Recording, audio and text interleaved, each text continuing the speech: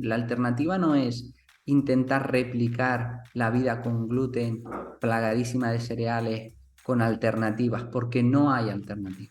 No hay una alternativa. Es un cambio de paradigma lo que estamos situando aquí. Es reconciliarlos con lo que nuestro cuerpo espera de nosotros, que no es comer tanto pan, aunque sea de una harina sin gluten, de verdad. Y ya está. Y sí que es verdad que hay que cambiar un poquito el chip al principio, pero luego eso te da tantos beneficios a tantos niveles que es que vamos, es que la gente que lo hace, sin lugar a dudas, luego no vuelve porque le sienta mal. Habitualmente, cuando a una persona le diagnostican una intolerancia al gluten o directamente le dicen que es celíaca, tiende a pensar que pues tiene que cambiar toda su estructura alimenticia hacia comprar productos certificados sin gluten. Y la pregunta que yo me hago es, ¿la mejor manera de llevar una alimentación libre de gluten es esta? ¿Es sustituir todo lo que ya consumías por la versión sin gluten? Eso es lo que vamos a descubrir en este episodio.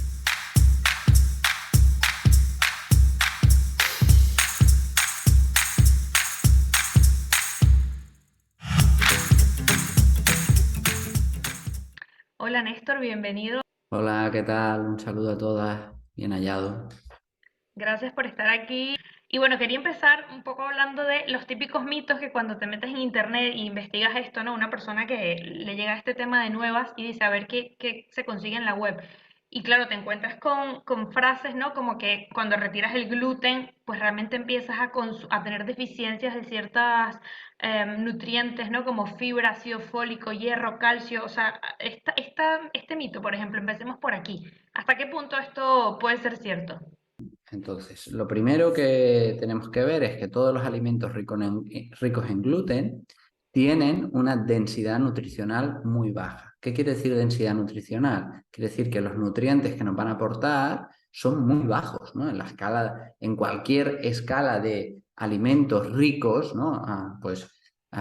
En una variación, pues en vitaminas, en minerales, en nutrientes esenciales para la salud, pues están casi en lo más bajo. Realmente los alimentos ricos en gluten lo que nos aportan son calorías, ¿no? Digamos que en una alimentación tú estás buscando dos cosas, estás buscando calorías y estás buscando nutrientes, ¿no? Pues a nivel de nutrientes es extremadamente bajo, ¿no? Entonces, que hablen que dejar algo que es muy pobre en nutrientes te va a generar deficiencias nutricionales es surrealista, ¿no?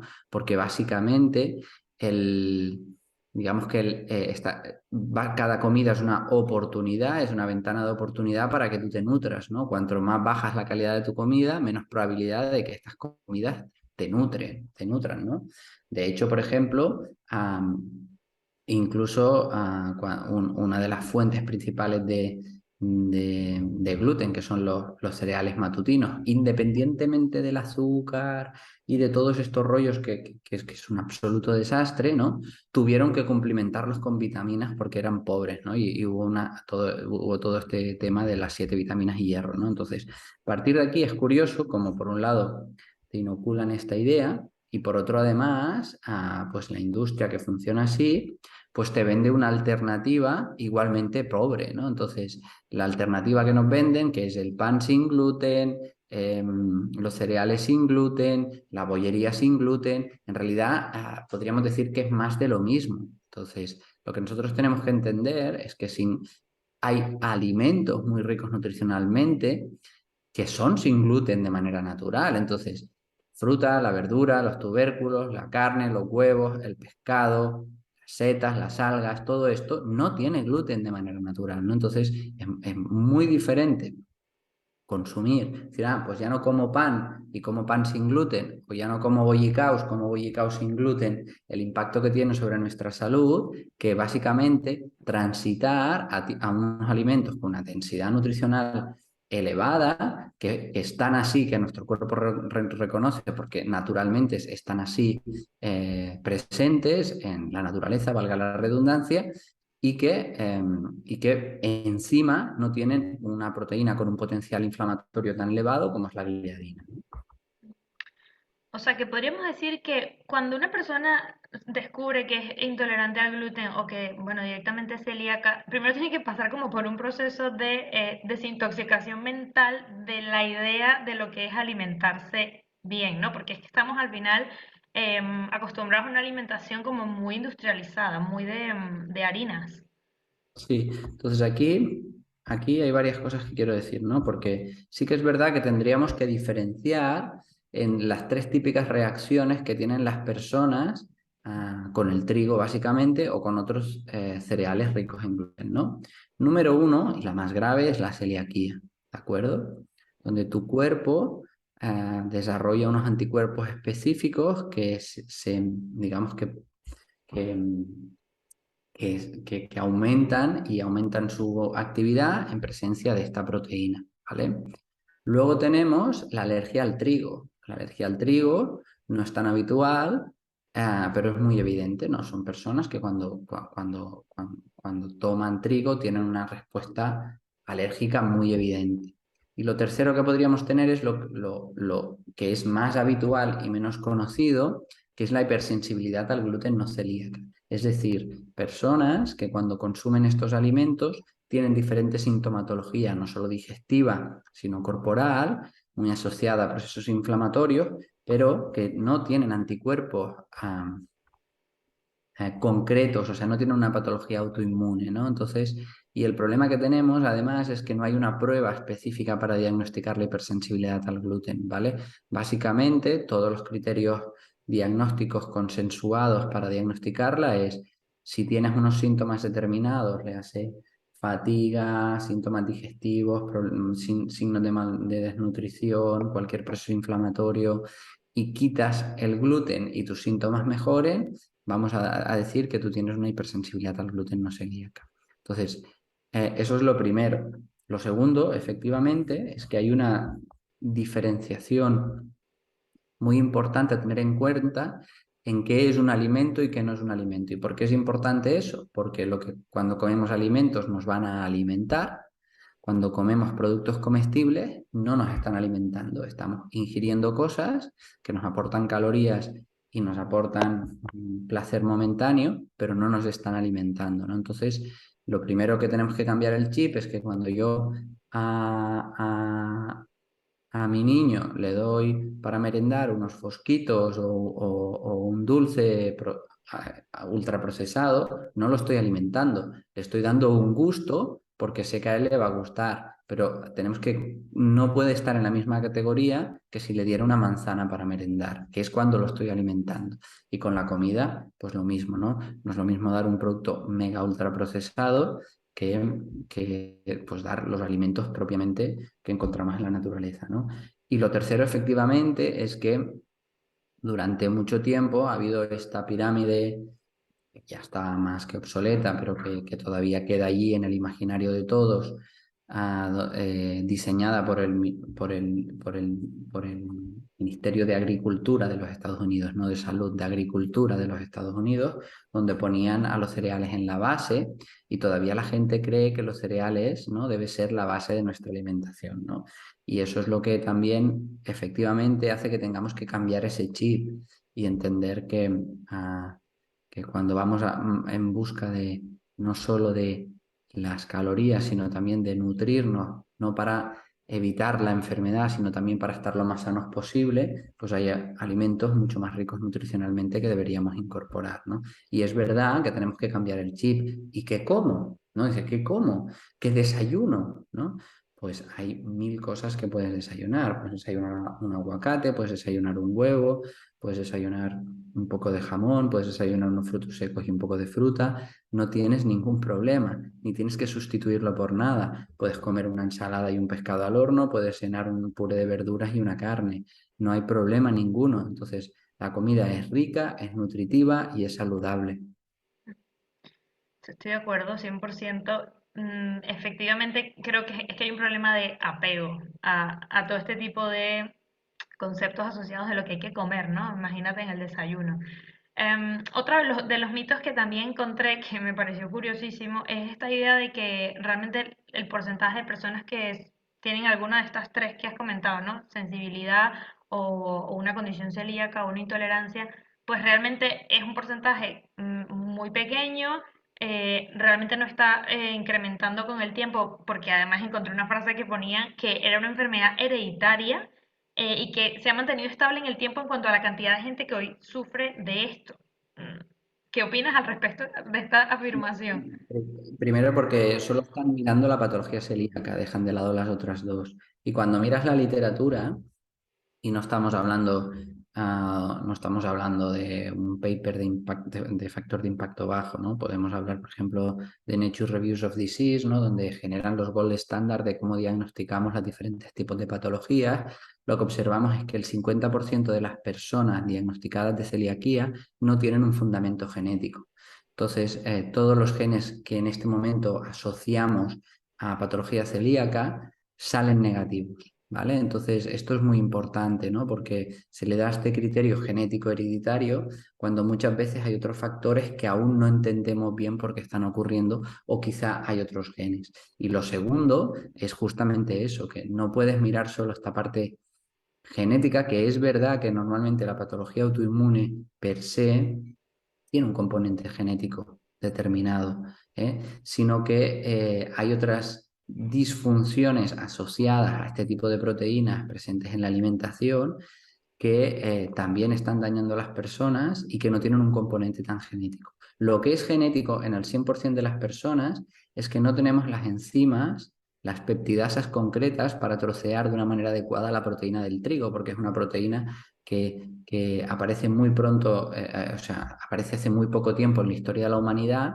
y por lo tanto no la podemos trocear. Y en el 100% de las personas, el hecho de que no podamos trocear esta proteína de una manera adecuada genera una pequeña respuesta inmunitaria, ¿vale? Y eso hay una evidencia extrema, que esto ocurre en el 100% de las personas. Eso sí que es genético. Nosotros como seres humanos no hemos tenido nunca la presión selectiva para tener que adaptarnos a esta proteína y no sabemos degradarla como otras que llevamos más tiempo conviviendo con ella. Esa parte sí que es genética. Todos los seres humanos no degradan el gluten de una manera adecuada.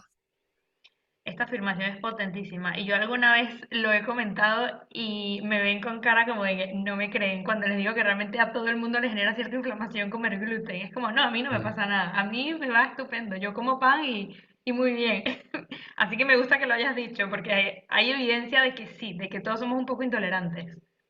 Sí, podéis revisar todos los papers de Alessio Fasano, ¿no? Este es un gastroenterólogo que trabaja en la Universidad de Harvard, ha publicado en revistas importantísimas, tiene más de 100 artículos indexados y es una buena persona a seguir, ¿vale? Es verdad que nuestro intestino está seleccionado para reaccionar de una manera tolerogénica a las agresiones del ambiente.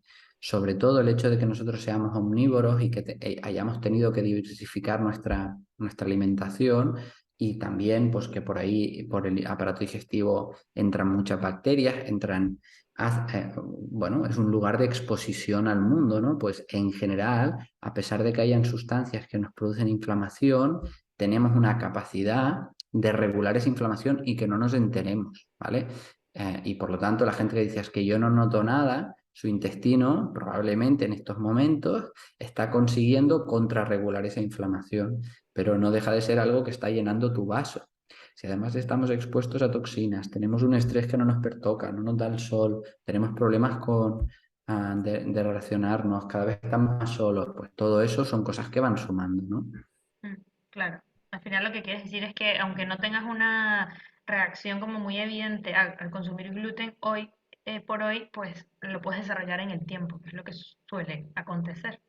Mm, sí, sí, al final llega un momento donde hay tantos estímulos inflamatorios, entre los que la gliadina está ahí, que el cuerpo dice, ya no puedo, y entonces empiezas a manifestar síntomas. Ya.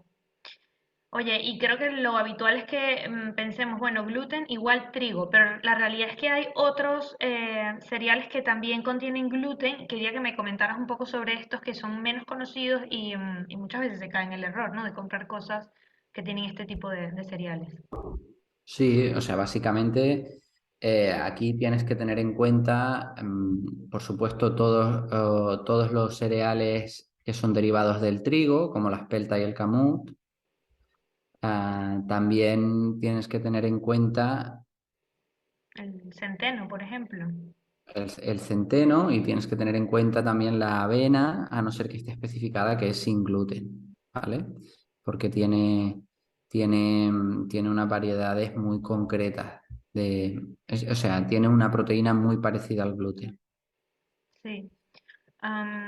De hecho, entre la avena, o sea, dentro de estos está la avena, también el maíz y otros que aunque no tienen gluten per se, entiendo que son proinflamatorios. Y tú de hecho, hace poco hiciste un vídeo donde hablabas de este tema y no los recomendabas en lo absoluto. Cuéntanos un poco sobre esto, que también suele usarse como sustituto. Sí, básicamente ocurren dos situaciones, ¿vale? Con el maíz, o sea, hay una cosa muy importante que se llaman las reacciones cruzadas, que es cuando tu cuerpo ya ha reaccionado a una proteína, se ha comprobado, y esto, el líder de todo esto es un inmunólogo que se llama Aristo Bogdani, también por si la gente quiere buscar sus papers, donde se ha comprobado que si hay una respuesta inmunitaria ante la gliadina, es probable que a otras proteínas parecidas también ocurra, ¿no? Y esto ocurre mucho con el maíz, y ocurre también, por ejemplo, con la soja. Ocurre con algunas proteínas de la leche. Y, y por lo tanto, por las reacciones cruzadas, una vez ya te sienta mal el gluten, es probable que algunos otros cereales también te sienten mal. Y además el maíz tiene una segunda dificultad, digamos, que es que más o menos el 70% del maíz que proviene de Estados Unidos y el 50% del que viene, que está en Europa, que se produce en Europa, está contaminado por biotoxinas. Entonces, las biotoxinas es un factor inflamatorio extra, que en sí mismo puede generar un problema muy grande que se llama el síndrome de inflamación de la respuesta inflamatoria crónica, que sería otro tema, pero que si tú ya tienes factores inflamatorios, solo te falta tener que lidiar con una toxina corporal. Básicamente el maíz es muy, muy fácil, se infecta por hongos, ¿vale? Estas biotoxinas es un maíz infectado por hongos, ¿vale? Y los datos son sorprendentes, ¿eh? Son datos de la OMS, ¿eh? Mm. Y por lo tanto, en general, yo podría decir que si es verdad que hay mucha más evidencia con la principal proteína del trigo, que es el gluten, la mayor parte de los cereales tienen unas proteínas que al sistema inmune le cuesta reconocer. Por lo tanto, es interesante, si tú ya estás manifestando síntomas de este nivel, que en realidad consumas el mínimo de cereales posible. Mm. Vale. Repite el nombre de este investigador que has comentado ahora que ¿Listo? tiene papers sobre el Aristo, maíz. Aristo Bogdani, Vojdani. Vale, estupendo. Lo dejaré apuntado en el episodio.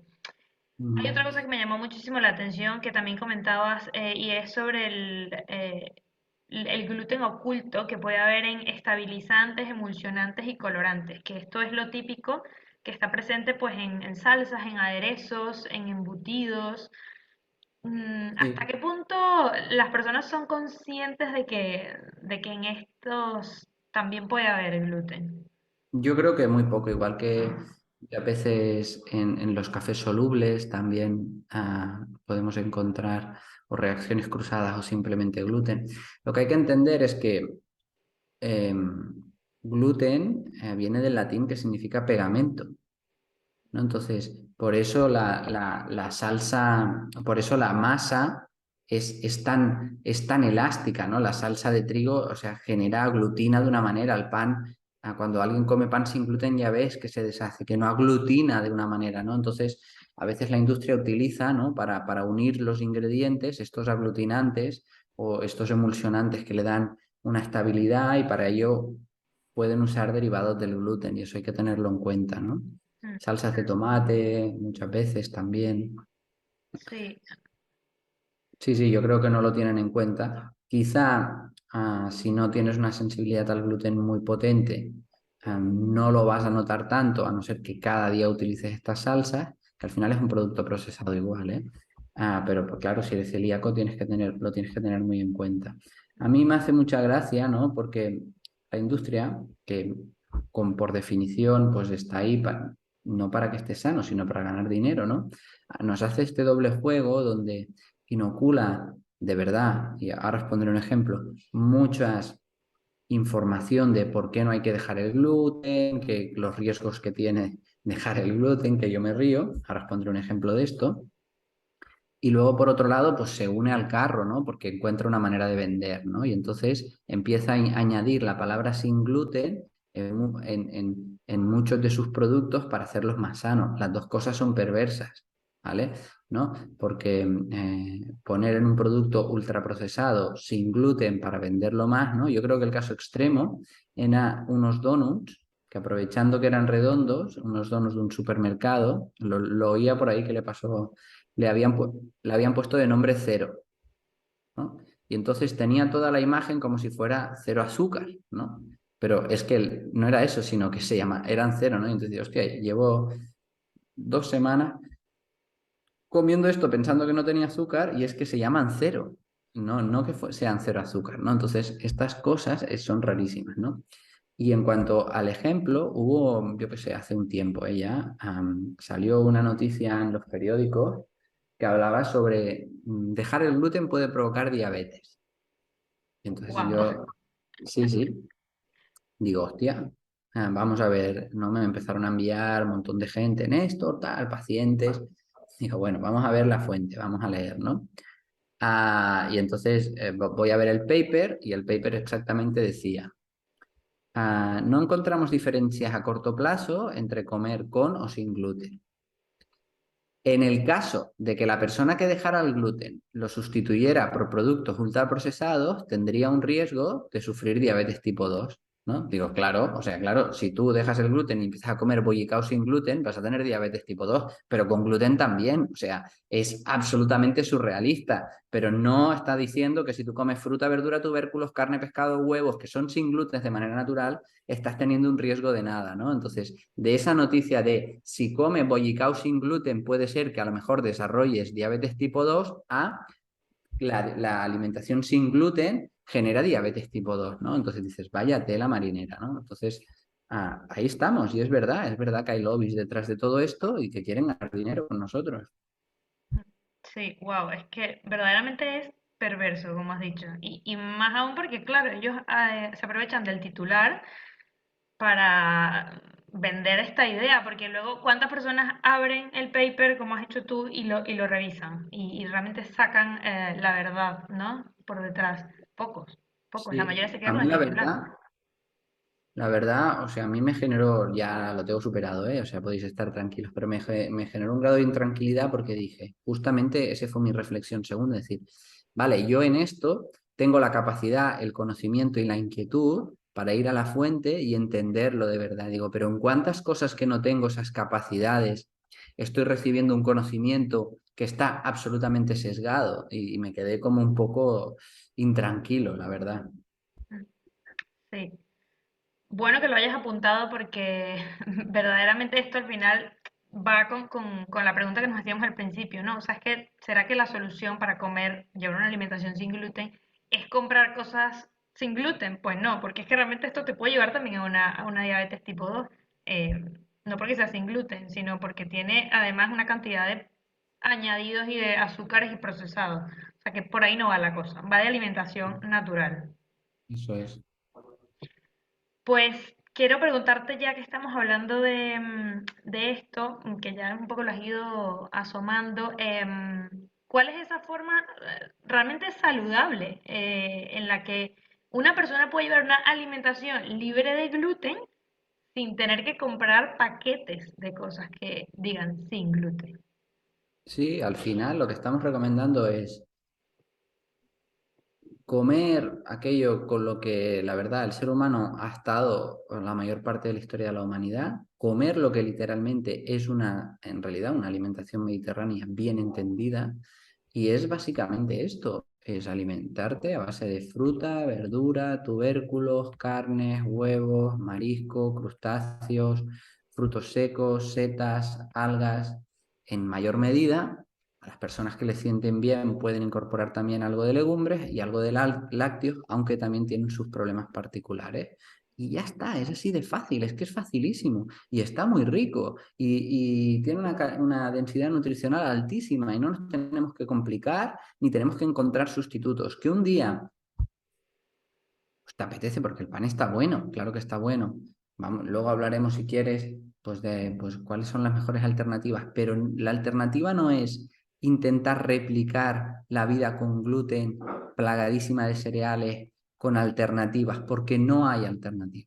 No hay una alternativa, es un cambio de paradigma lo que estamos situando aquí, es reconciliarlos con lo que nuestro cuerpo espera de nosotros, que no es comer tanto pan, aunque sea de una harina sin gluten, de verdad.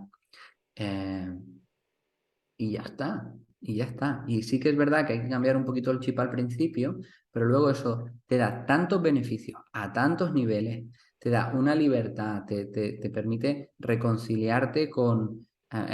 comiendo así empiezas a recuperar tu capacidad de guiarte por tu hambre y saciedad, de saber que cuándo tienes que comer y cuándo tienes que parar. De manera natural vas a espaciar comidas. Todos estos síntomas que normalmente la gente tiene de problemas digestivos, que es una barbaridad, que quien no tiene diarrea tiene estreñimiento, quien no tiene acidez tiene distensión abdominal, quien no tiene SIBO.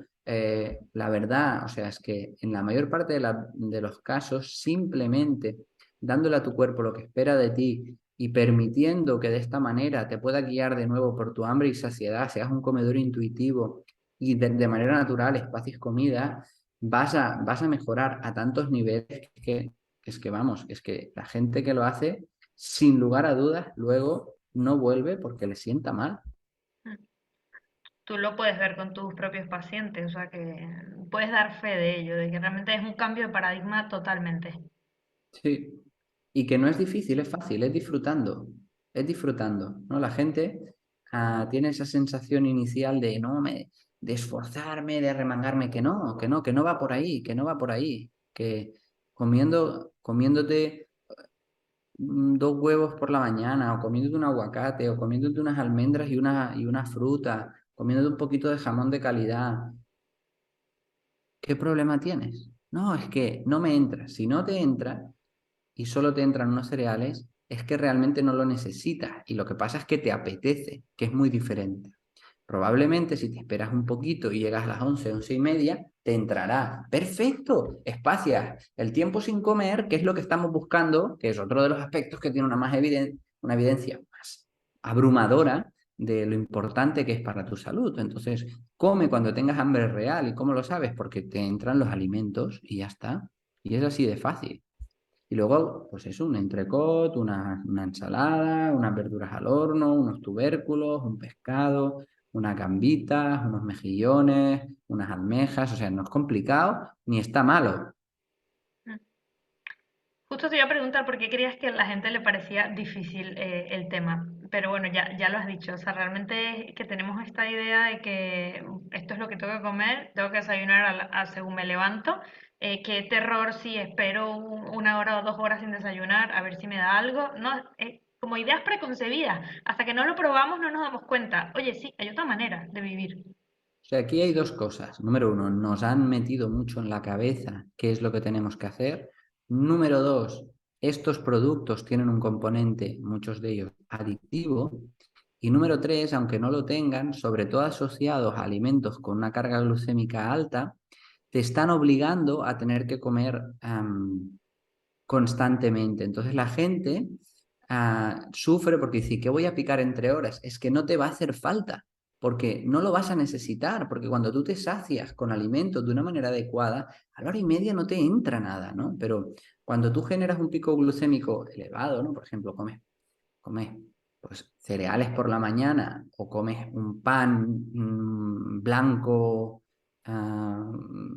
solo, en muchos casos lo que haces es un pico de insulina, ese pico perdón, un pico de glucosa, eso va a generar un pico de una hormona que se llama insulina, una hormona maravillosa, que hace varias funciones. Por un lado, ayuda a meter la glucosa dentro de los tejidos y por otro, es una información de que es un buen momento para utilizar los carbohidratos que hemos ingerido y para no movilizar nuestras reservas, para no usar nuestras reservas. ¿Qué es lo que ocurre? Que hay un pequeño delay, ¿no? Entonces, la glucosa empieza a bajar en sangre, pero la insulina sigue estando alta.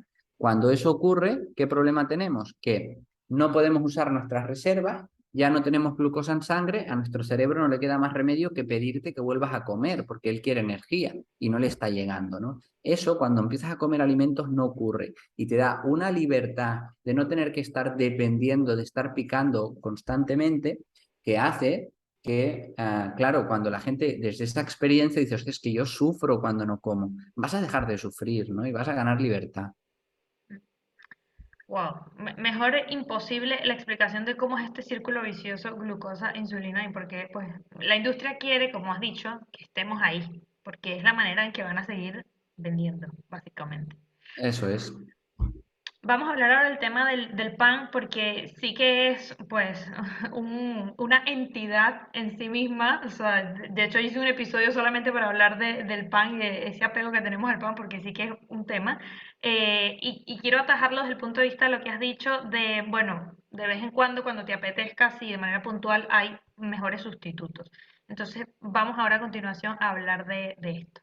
Cuéntanos, Néstor, ¿cuáles son como los mejores sustitutos para el tema del pan? Sobre todo para poder ir reduciendo ese consumo, ese apego y esa necesidad parece que tenemos todos los días tener que comer pan.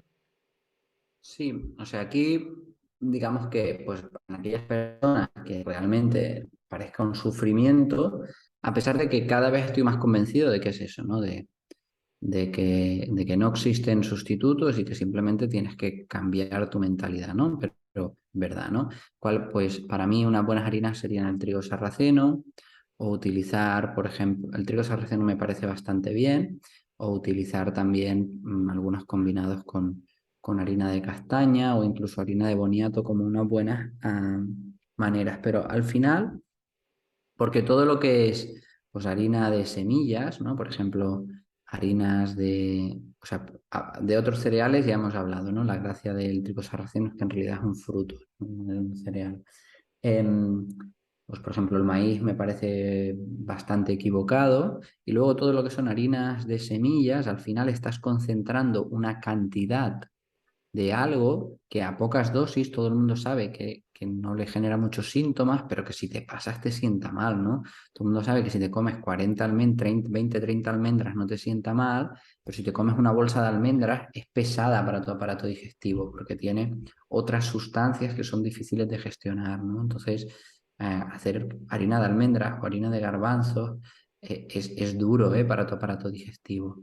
Y a mí me sorprende que hablen de esto como postres healthy, postres saludables. Se deberían llamar postres menos malos, pero, pero, pero en realidad no es algo que tu aparato digestivo, que tu aparato digestivo agradezca. Por lo tanto, si tuviera que elegir como una transición, hablaría sobre todo del trigo sarraceno, en algunos casos la quinoa y, y también la harina de castaña. Y en este caso, ¿recomiendas que el pan pues sea 100% trigo sarraceno o que a lo mejor pueda tener una mezcla donde el mayor porcentaje sea trigo sarraceno? Que luego también no siempre, algunas personas te dicen, no siempre consigo pues el pan al 100% de trigo sarraceno. Sí, a mí hay algunas recetas que se hacen con el trigo sarraceno fermentado, que entonces es mucho más digestivo y no se queda tan mazacote, que funcionan muy bien y me gustan mucho, ¿vale? Si no, puedes encontrar alguna mezcla, incluso ponerle un puntito de arroz si quieres, de harina de arroz si quieres, pero va por ahí, va por ahí. Vale, vale. Esta receta del pan de trigo sarraceno Es muy fermentado, top, ¿la tienes? está muy rica, está...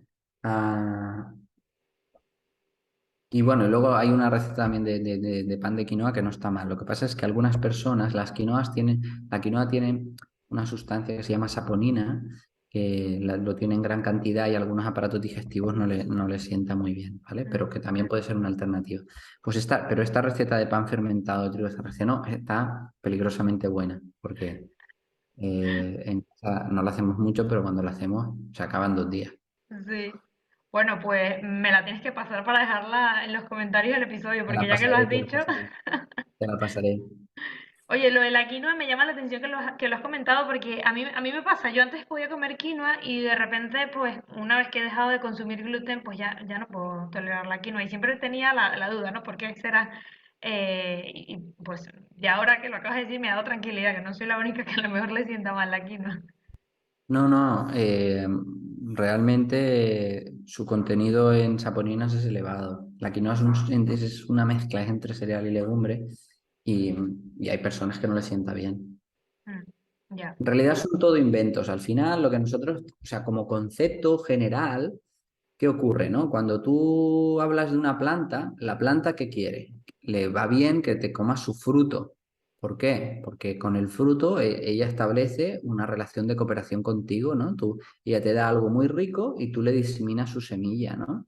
Lo que la planta no sabe es que nosotros ya no le hacemos eso, porque no le tiramos sus semillas a la tierra, pero vamos a mantenerlo en secreto. Luego, ella puede, bueno, dirá, oye, si te comes mi tallo no me gusta mucho, pero bueno, lo puedo tolerar, ¿no? Ya no es tan rico, ya no es tan atractivo, la planta ya no lo hace tan atractivo, es más amarguito el tallo, ¿no? Pero por supuesto, lo que es un desastre para mí es que te comas mi semilla, porque si tú te comes mi semilla, yo desaparezco como especie, ¿no? Entonces, en las semillas de las plantas es donde la planta concentra su máxima protección, porque a diferencia de nosotros, ella no se puede escapar de los depredadores, no tiene piernas, entonces, ¿qué hace? Pues las semillas son duras, son difíciles de digerir y tienen muchas toxinas. Entonces, por eso tú puedes mantener una semilla en la despensa y no en la nevera, que nunca se va a pudrir, ¿no? Tú una lechuga la dejas fuera unos días y al final los microorganismos la infectan, pero una semilla nunca, ¿no? Porque está protegida por productos químicos, ¿no? Entonces, esos productos químicos a nosotros no nos matan, pero sí que dañan nuestro aparato digestivo. Por eso, como concepto general, las semillas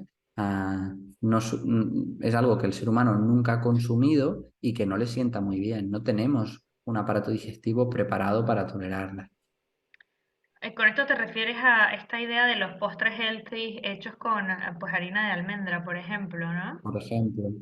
Sí, Sí. sí.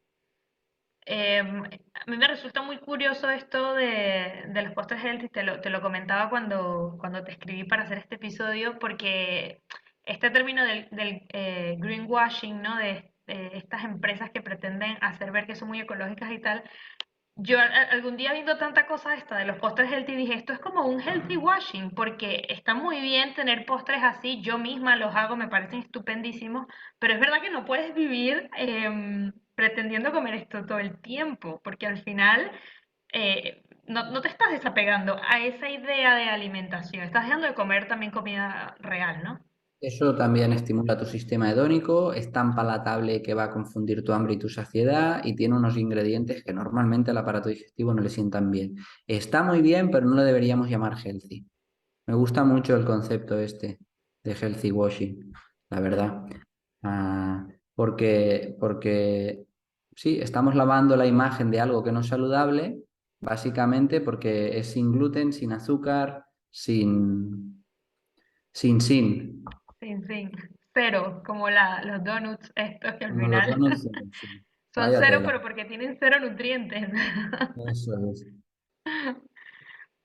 Oye, Néstor, pues me queda solamente la última pregunta con la que cierro cada episodio. Que creo que va a estar difícil responderla, pero te la voy a hacer igual, que es dentro de todos los todo mal que puede haber alrededor de este tema del comer sin gluten, para ti, ¿cuál es el peor? ¿Cuál es el que peor te sienta, estomacalmente hablando?